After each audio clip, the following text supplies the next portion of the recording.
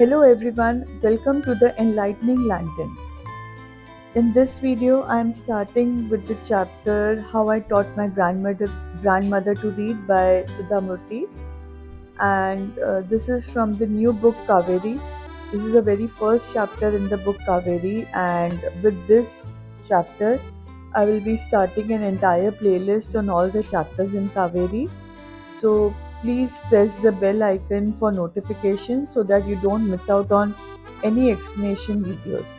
So without wasting time, let's get started. So before we start with the actual chapter, let us just clarify the learning objectives. जब हम ये chapter पढ़ेंगे तो हमने किन बातों पे ध्यान देना है. एक तो we need to understand the story and we need to understand its important message.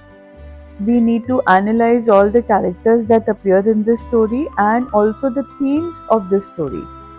We have to be able to identify the literary devices and at the same time also be ready for our exams. So exam oriented questions, we will also need to focus on these things. So all these 4 points are to be kept in mind before you start with the chapter. Now the author of this chapter is Sudha Murthy. Sudha Murthy is an Indian author and also she's a social worker. She has written a lot of stories which are very simple but बहुत powerful हैं. उनकी कहानियाँ, उनका जो moral lesson है वो बहुत एक पावरफुल मॉरल लेसन इम्पार्ट करता है. What she is focusing on in her stories is the values, the relationships and the education system. वो हमारे को इन चीज़ों के बारे में बताते हैं and बहुत simple way में बताते हैं so that we get to understand the essence of that particular point that is being discussed. Now with this we also need to remember कि इस story में एक और कहानी है. कौन सी कहानी है? काशी यात्रे की कहानी है which was written by त्रिवेणी. तो मतलब यहाँ पे दो ऑथर्स हैं. एक ऑथर है त्रिवेणी जिसने काशी यात्रे लिखा है एंड काशी यात्रे इज द कैटलिस्ट. वो ऐसी चीज़ है जो ये पूरी कहानी को जन्म देगी, राइट. एंड त्रिवेणी जो राइटर थी वो काफ़ी यंग एज में she died, so she could not right many things, but what ever she wrote became very popular in the Kannada language. She was a wonderful writer. उनका जो त्रिवेणी की बात कर रही हूँ, त्रिवेणी की जो कहानियाँ थी they would be easy to read and very convincing. ऐसे लगता ही नहीं था कि उसमें फार टू अंडरस्टैंड या कॉम्प्लेक्स कहानियाँ हैं. वेरी बिलीवेबल स्टोरीज थी. But these stories dealt with complex psychological problems in the lives of ordinary people. मतलब हम जैसे लोगों की लाइफ में कई बारी कॉम्प्लेक्स प्रॉब्लम्स आ जाती हैं. हमें समझ में ही नहीं आता ये क्या हो गया, कैसे हो गया. तो त्रिवेणी would deal with those kind of stories and Kashi Yatre was one just such story. So don't become confused. In this chapter there are two authors. One who has written How I Taught My Grandmother to Read, that is Sudha Murthy, and the other is Triveni, who has written Kashi Yatre. Kashi Yatre is a novel which acted as a catalyst in this story. Now what is the background of the story? मतलब ये कहानी कहाँ से शुरू होती है? सबसे पहले आपको याद रखना है कि ये सुधा मूर्ति जहाँ रहती थी वो एक बहुत छोटा सा विलेज था इन नॉर्थ कर्नाटका. छोटा सा विलेज होने के कारण वहाँ पे लिमिटेड ट्रांसपोर्ट था and because of limited transport the newspapers and the weekly magazines they would be delayed. जो डेली न्यूज़पेपर था वो सुबह आने की बजाय वो दोपहर में आता था. जो वीकली मैगजीन है वो ऑलमोस्ट एक दिन लेट आती थी. And all the people in the village would wait for those weekly magazines and the post. Now जिस वीकली मैगजीन की हम बात कर रहे हैं उसकी राइटर थी Triveni. She was a popular Kannada writer as I already told you. And she उनकी जो कहानी थी Kashi Yatre, it was being published as a serial. Serial मतलब छोटे छोटे पार्ट्स में. हर हफ्ते एक छोटा सा कहानी का पार्ट आता था मैगजीन में और मैगजीन का नाम था कर्मवीरा, राइट. तो एवरी वीक यहाँ से कहानी हमारी शुरू होती है कि every week just a very small part of the story would be published in Karmavira, and the narrator, that is Sudha Murthy, she would read out this story to her grandmother. अब यहाँ पे एक बात मैं साथ के साथ clarify कर दूँ कि ये सुधा मूर्ति की लाइफ की रियल स्टोरी है. She herself is the narrator of the story. It is an autobiography of Sudha Murthy and her grandmother's life. Actually, autobiography नहीं कह सकते, but some important part, real part of the lives है. अब काशी यात्रा की story क्या थी? It was the story of an old woman who wanted to visit Varanasi. Varanasi में काशी मतलब एक धाम, वो उसकी यात्रा करना चाहते थे, एक पिलग्रिमेज पे जाना चाहते थे. क्यों जाना चाहते थे? बिकॉज लोगों की ये बिलीफ है कि अगर आप काशी पे एक बार विजिट करते हो तो आपको आपका एक बहुत बड़ा पुण्य का काम है, आपको स्पिरिचुअल बेनिफिट मिलता है, आप भगवान के बड़े नज़दीक होते हो. तो ये एक इम्पॉर्टेंट पुण्य का काम है जो आपको आपकी लाइफ टाइम में करना चाहिए. So this women in the story, she wanted to go to Kashi and she was saving every penny that she could. But then story में एक orphan girl आती है who falls in love with a man and she desperately needs money to get married to this man. So this old lady, वो अपना dream को sacrifice करते हैं, her dream of going to Kashi, and she gives her entire money to this orphan girl. She tells the orphan girl कि उसके सपने मेरे सपनों से ज़्यादा important है.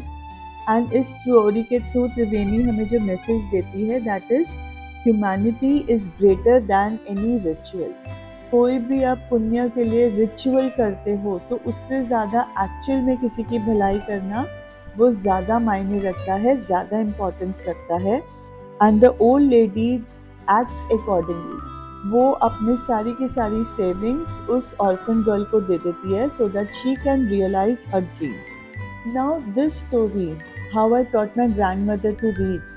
Sudha Murthy is narrating the story, but then she is talking about her grandmother. Grandmother को Kannada language में, इनफैक्ट मदर को कन्नड़ लैंग्वेज में अव्वा बोलते हैं. And she used to call her grandmother as अव्वा, मतलब वो उसको मदर की तरह ही एड्रेस करते थे. अब सुधा मूर्ति की अव्वा कैसे थी? She was illiterate but wise and sensitive. Illiterate because जब वो छोटे थे उनकी मम्मा नहीं थी, फादर ने रीमैरी कर लिया था, एंड उस टाइम पे इतना इम्पोर्टेंस नहीं था विमेंस एजुकेशन पे, तो इसलिए उनका ज़िंदगी भर का सपना टू बी लिटरेट वो अधूरा ही रहा. But although she was illiterate, she was very wise and sensitive. Wise का कोई लेना देना नहीं होता है with your bookish knowledge. Wise is, when you have a lot of wisdom, जब आप दुनियादारी को समझते हो, तो वो दुनियादारी को समझते थे. वो बहुत सेंसिटिव थी, ऑल्दो उनकी लाइफ में एक कमी थी, दैट शी वॉज इलिटरेट. वो उनको लिखना पढ़ना नहीं आता था. She was deeply emotional and determined. वो बहुत जल्दी इमोशनल हो जाती थी, बट उनमें दृढ़ निश्चय होता था कि अगर वो किसी बात को ठान लें कि मैंने ये करना है, तो वो करके ही रहते थे. She loved listening to stories and learning from them. And वो काशी यात्रा को बहुत ध्यान से सुनते थे. सिर्फ एक बार सुनकर ही उनको पूरी कहानी याद हो जाती थी. And as I've already told you, she had a very strong desire to become literate.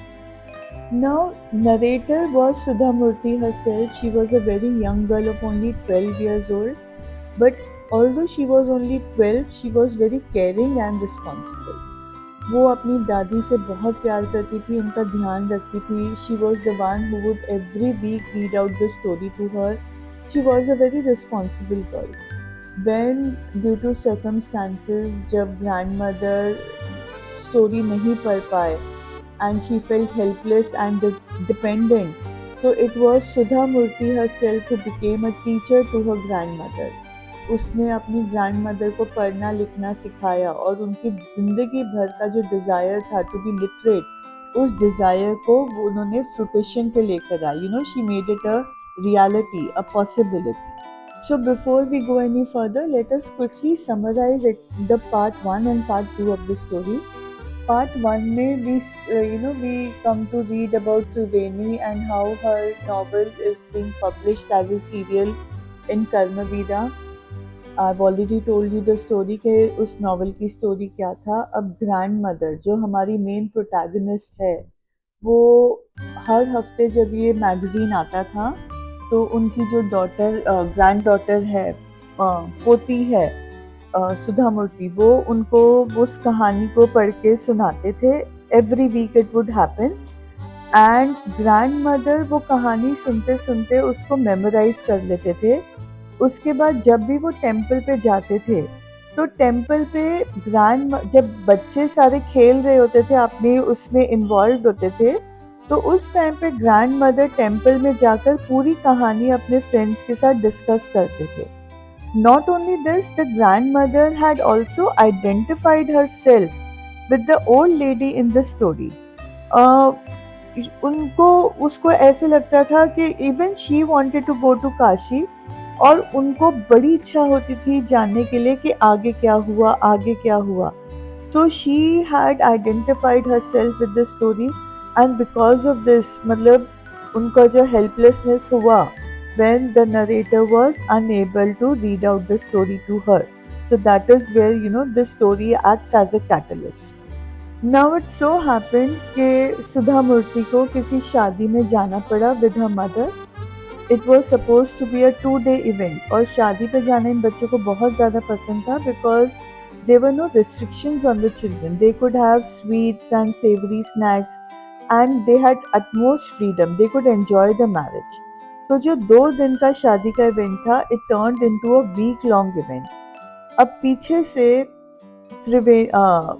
कर्मवीरा I and because of her illiteracy, grandmother could not read the story.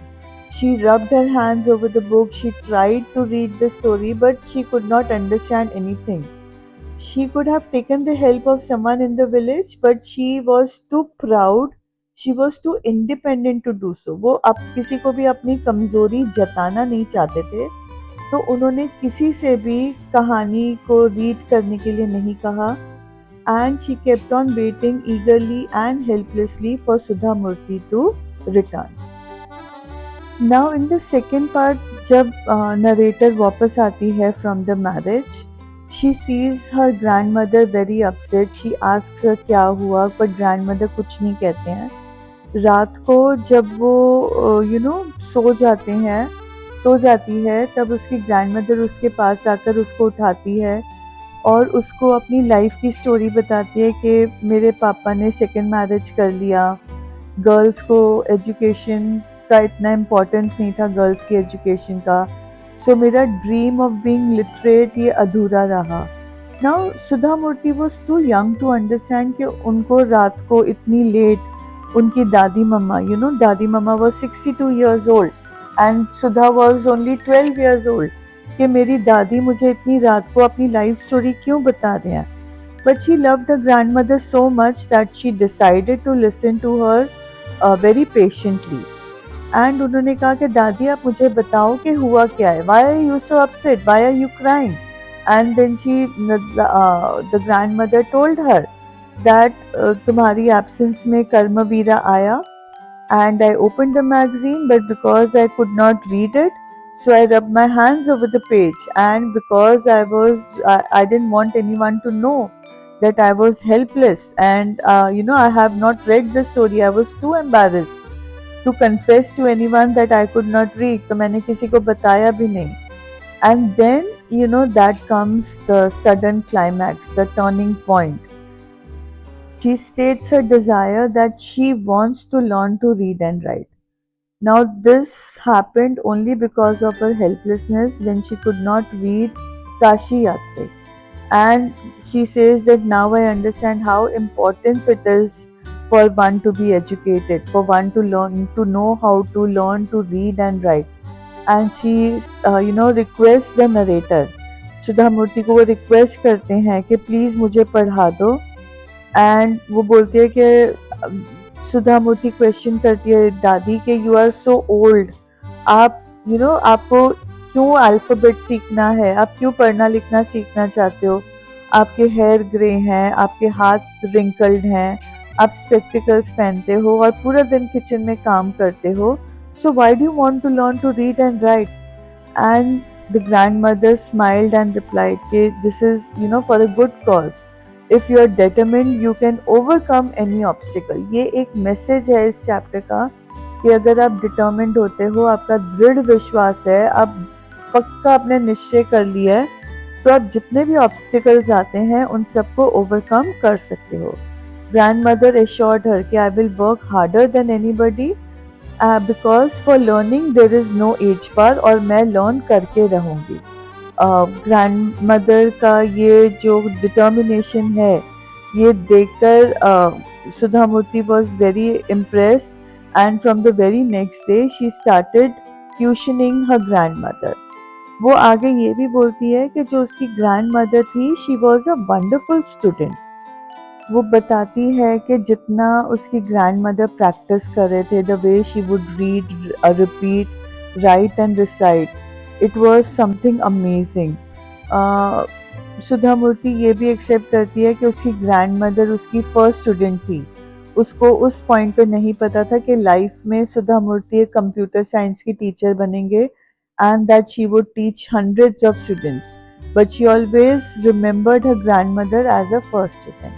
Now दादी ने एक अपना निश्चय बनाया हुआ था, एक अपने आप को एक टाइम बाउंडेशन दिया हुआ था कि by Dussehra, by the festival of Dussehra, she would become an independent learner. वो उस दशहरे तक काशी यात्रा को अच्छे से रीड कर पाएंगे independently. That was their ambition, and by the time Dussehra came she was able to read independently, and for this an entire kind of a ceremony had been arranged by both दादी and the granddaughter. अब सुधा मूर्ति ने secretly अपनी grandmother के लिए काशी यात्रा, जो इस time तक नॉवेल की फॉर्म में पब्लिश हो चुकी थी, she bought that novel for her grandmother, and Sudha grandmother she called Sudha Murty to the puja place जहाँ पर पूजा होती थी. She made her sit down on a stool. She gave her a gift of a frock material, and then she did something extraordinary. She touched Sudha Murti's feet. Now इसको देखकर सुधा मूर्ति बहुत चौंक जाते हैं, बिकॉज कभी भी बड़े छोटों के पैर नहीं छूते हैं. बट यहाँ पे दादी ने एक्सप्लेन किया that I am touching your feet not because you are my grandmother but because you are my Guru.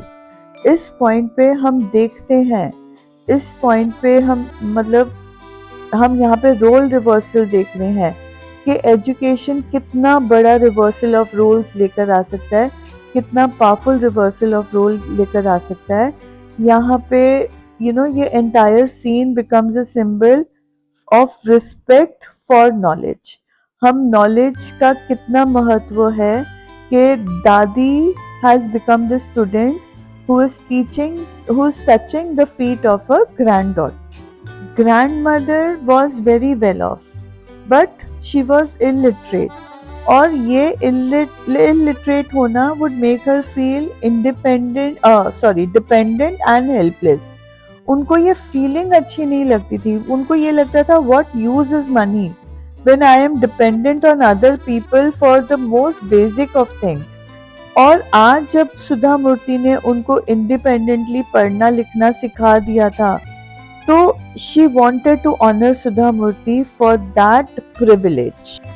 Eight the end जब सुधा मूर्ति उनको इन रिटर्न वो नॉवेल एज गिफ्ट देती है, और दादी जब वो गिफ्ट खोल के नॉवेल का टाइटल और ऑथर का नेम पढ़ते हैं, पब्लिशर का नेम पढ़ते हैं, so that time Sudha Murti realizes that her student has passed with flying colors, and this is where the story comes to an end.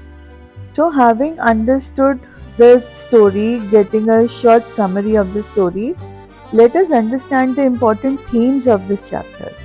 सबसे important theme तो यही है कि what is the importance of education in a person's life. हमने देखा कि पूरा role reversal हो गया just because of education. Dadi, who is the head of the family, suddenly became the student who is touching the feet of the youngest member of the family. So this is the importance of education. Second theme है determination and willpower. अगर आप में determination है, आपकी will power strong है, तो आपकी life में कोई भी ऑब्स्टिकल आए आप उसको ओवरटर्न कर सकते हो और आप अपने एम और एम्बिशन को विन कर सकते हो. No one can stop you from winning in life.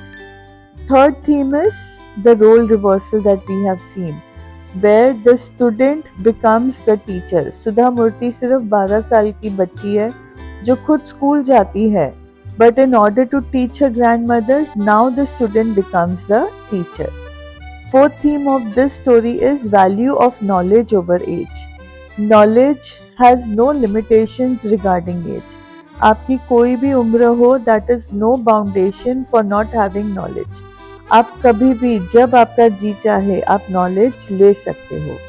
And the last important theme of this chapter is the emotional bond between generations. Sudha Murthy, a young child of 12 and grandmother an old lady of 62, इन दोनों के बीच का जो emotional bond है वो बहुत strong है. And this is what is lacking in all of us in this period of time. So these are the 5 important things that this story is focusing on. अब आपने एग्जाम्स के लिए किन चीज़ों पे फोकस करना है. नंबर 1 इज ग्रैंडमदर क्यों लर्न करना चाहती थी to read and write, what was the purpose. Secondly, आपको इन चीज़ पे फोकस करना है कि काशी यात्रा की कहानी का क्या सिग्निफिकेंस था for the grandmother. You have to remember she had kind of identified herself with the protagonist of the story, the old lady who had saved her entire life to go to Kashi. तो grandmother की भी same desire थी and that is why she wanted to know what happened next. Then आपको focus करना है on the emotional transformation from a grandmother to a student and for a student to turn into the teacher. तो ये emotional transformations थी. फिर आपको cultural context के ऊपर फोकस करना है. How in olden days women were not important enough to be given an education. आजकल एजुकेशन का क्या रोल है and how women have achieve heights in all kinds of different fields. तो आपको ये 4 points के ऊपर फोकस करना है for your exams. Normally we believe that literary devices only come in poems, but it is not so. Chapter में भी literary devices use होते हैं और इस chapter में the very first literary device is summer night and full moon. जब हम summer night की बात करते हैं तो हमें छत पे सोना, ठंडी ठंडी हवा चलना, सारे कजिन्स का इकट्ठे होना, ये इमेज क्रिएट होता है. एंड देन फुल मून होना अपने आप समर नाइट को बहुत ब्यूटीफुल बना देता है. The second literary device we can see in this chapter is symbolism. Symbolism का मतलब होता है कि कोई चीज़ है इस चैप्टर में, वो चीज़ एक बड़ी चीज़ के लिए स्टैंड करती है, उसको सिम्बलाइज करती है. फॉर एग्जाम्पल काशी है. काशी जाना symbolizes a spiritual goal of life. जिंदगी का एक बहुत पुण्य का काम है काशी जाना. So Kashi is a symbolism for spiritual growth. Then reading किसका सिंबोलिज्म है? It is empowerment. जब आप जितनी भी रीडिंग करते हो इट एम्पावर्स यू. आपका रीडिंग स्किल बढ़ता है, आपकी वोकैबुलरी बढ़ती है, आपको दुनिया के बारे में नॉलेज मिलती है. So reading is symbolised with empowerment. Again इसमें इस चैप्टर में आयरनी है. आयरनी किस में है कि grandmother, the eldest member of the family, she is touching her granddaughter's feet. Granddaughter is the youngest member of the family. तो इसमें भी एक आयरनी है. It is not being done because grandmother is afraid. It is being done because the granddaughter has attained a higher role. She has now become the guru of the grandmother. अच्छा, और जो ये मैं already बता चुकी हूँ कि ये चैप्टर का जो नरेशन है it is first person narrative. That means Sudha Murty herself is describing one of the events of her life. Now the last thing from this chapter is what do we learn from this chapter? First message is that education has no age limit. आप जब चाहो तब आप education use कर सकते हो, आप पढ़ सकते हो. आपको पढ़ने से कभी भी एज को रोकना नहीं चाहिए. Second value is respect for your guru, respect for your teacher. Age does not matter. आपका गुरु आपसे छोटा भी हो सकता है, आपसे बड़ा भी हो सकता है, but you need to respect your teachers. Then third की वैल्यू इज सेल्फ रियलाइजेशन. जब आप अपने अंदर को खुद को पहचानते हो, अपने शॉर्ट कमिंग्स को ओवरकम करना चाहते हो, then this self realization leads to growth. That is when actual growth happens. And the fourth key value point is empathy and human connection. Grand ने ग्रैंड मदर के साथ एम्पथाइज किया, उनको पढ़ाने के लिए she reconnected to the grandmother. Similarly, in the story Kashi Yatre, the old lady empathized with the orphan girl. There was a human connection when she gave away all her savings so that the orphan girl could marry. तो यहाँ पे हम दोनों ही stories में empathy और human connection देखते हैं. बेटा जी, एम्पैथी का मतलब होता है जब आप खुद को किसी और की जगह पे रखते हो, जब आप रियलाइज करते हो सामने वाला क्या महसूस कर रहा है, and you take concrete action to rectify that. आप सिर्फ तरस करके आगे नहीं बढ़ जाते हो, बट आप कुछ ऐसा करते हो जिससे सामने वाले की सफरिंग थोड़ी कम हो, थोड़े लिए उसके लिए लाइफ बेरेबल बन जाए. So then we call it empathy. Now let's quickly discuss some simple question answers. First important question is, why did the grandmother cry? Very simple, because she felt helpless, she could not read the story herself. Second question is, what motivated her to leave alone reading? Same thing. She felt dependent, helpless on others. She realized the importance of education, and this made her determined to learn how to read. Next question is, why did she touch her granddaughter's feet? ये already मैंने बता दिया है. This was to show respect for a teacher, to show respect for knowledge. उसके लिए वो granddaughter नहीं रही थी, वो उसके लिए गुरु बन गई थी, and therefore there was no harm in touching her feet. And the last question is, what does the story teach us? तो हमें इस कहानी से यही समझ में आता है that learning is lifelong. Learning कभी नहीं खत्म होता है. Even on the day you die, you will definitely learn something new. And you also learn that determination can overcome limitations. अगर आप determined हो, then nothing can stop you from achieving your goals in life. Now let's discuss some HOTS. HOTS का मतलब होता है high order thinking questions. So the first HOT is, do you think age is a barrier to learning, and justify? क्या आपको लगता है कि अगर आप बड़े हो जाते हो तो आप लर्न नहीं कर सकते, तो आपको इसको जस्टिफाई करना है. जस्टिफाई कैसे करोगे? ग्रैंडमदर का एग्जाम्पल देके कि she was 62 years old, but the amount of work she did, she surpassed even the young children. Her mind, because it was determined, accepted and learned everything. So age is no barrier to learning, and quoting the example of grandmother is justifying our answer. Second hot question is, how does the story reflect women's condition in earlier times? तो यहाँ पर हमें grandmother को के बचपन की बात करनी है. That when grandmother's mother passed away, the father remarried, and then he got so busy in his work that he did not bother about Krish Taka's education.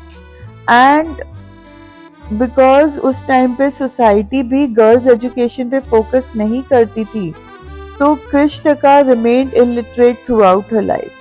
So ये स्टोरी पूरी की पूरी एक रिफ्लेक्शन है on women's condition during the earlier days.